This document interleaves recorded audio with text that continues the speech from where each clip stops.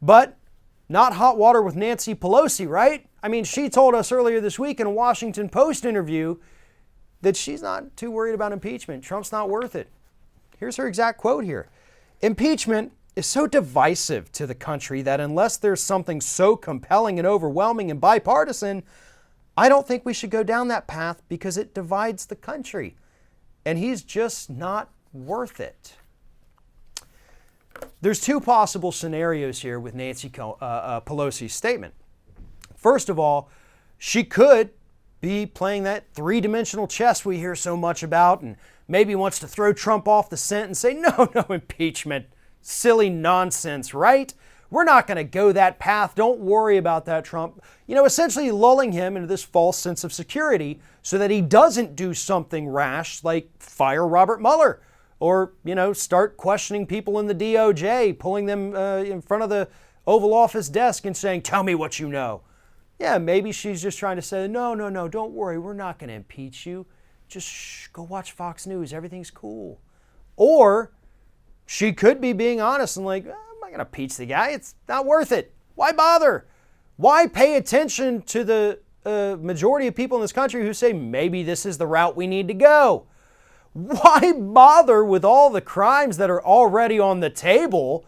Because nobody cares about those, certainly not the Republicans in the Senate, so it's not even like we could vote to remove him from office. So what's the point? The point is law and order. The point is checks and balances. I know there's no part of me that doesn't understand this. We're not going to remove Trump from office, right? There is nothing, I believe, that could come out even from the Mueller report that would convince enough Republicans in the Senate to vote to kick him out of office. Even if the Mueller report contains photographs of Donald Trump sitting down with Vladimir Putin while holding a sign that says, I'm colluding with him to steal the 2016 election, you're still not going to get enough Republicans. They love him because he's doing everything they've wanted a Republican president to do for a long time. Yeah, they may not always agree with his delivery or the way he acts, but policy-wise, he is right on board with them. So it's never going to happen. So does that mean we never try? No, it does not. The people in this country want some answers about a lot of the things that have happened. They want to know that Congress still has enough courage to stand up to the executive branch. We have three branches of government, and they're all supposed to be equal, and they're all checks and balances on one another. But right now, they're not acting like it. And yes, I understand there are much more important issues facing this country and facing Congress than impeaching a guy knowing that you're not going to remove him from office. I get that. It doesn't mean this can't be a side project. It doesn't mean that you can't have committees already working on the articles based on what's already on the table. You don't have to wait for the Mueller report. We have evidence of obstruction of justice. That's clear as day. We have the campaign finance violation with the Stormy Daniels hush money payment, clear as day. Those crimes are ready. They're waiting. We could do this right now, but you have to do it.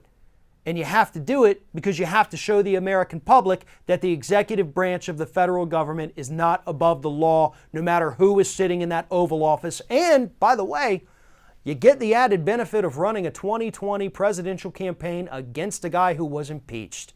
And you also have a bunch of Republican senators up for re-election in 2020 that suddenly have to go explain to their constituents why they should vote for them even after they voted to keep a criminal in the White House. Sounds like a win-win to me.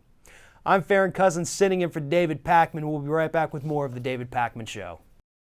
Today's program is sponsored in part by Blinkist.com/Pakman. If you've not already heard about Blinkist, it's amazing. It's an app for your phone, tablet, or web browser. And what they do is they take nonfiction books, popular nonfiction, critically acclaimed nonfiction.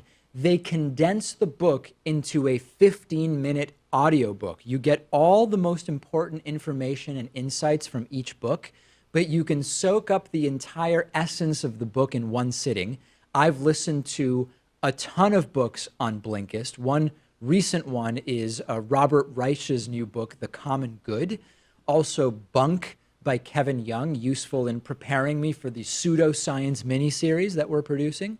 And if you are a David Pakman Show viewer or listener, you can get a 7-day free trial by going to Blinkist.com/Pakman. If you're watching on YouTube, use the link in the video description. After the free trial, if you like it, you can get the full access to thousands of condensed audiobooks for about $5 a month. That's BLINKIST.com/PAKMAN.